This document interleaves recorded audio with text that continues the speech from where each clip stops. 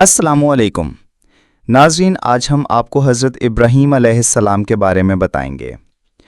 हज़रत इब्राहीम अलैहिस्सलाम के बारे में इस्लामी रवायात, तारीख़ी रवायात और बाज़ तफसीरी इक़वाल से जो मालूमात मिलती हैं, उनके मुताबिक पैदाइश का मकाम।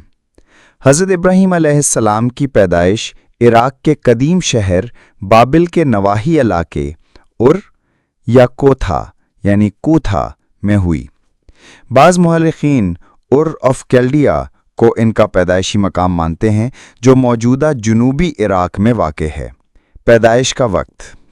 हज़रत इब्राहीम अलैहिस्सलाम की पैदाइश का दुरुस्त साल तो यकीनी तौर पर मालूम नहीं, लेकिन मुअर्रिखीन के मुताबिक आपकी पैदाइश तकरीबन 2000 क़ब्ल मसीह यानी 2000 BC या 1800 से 1900 क़ब्ल मसीह के दरमियान हुई।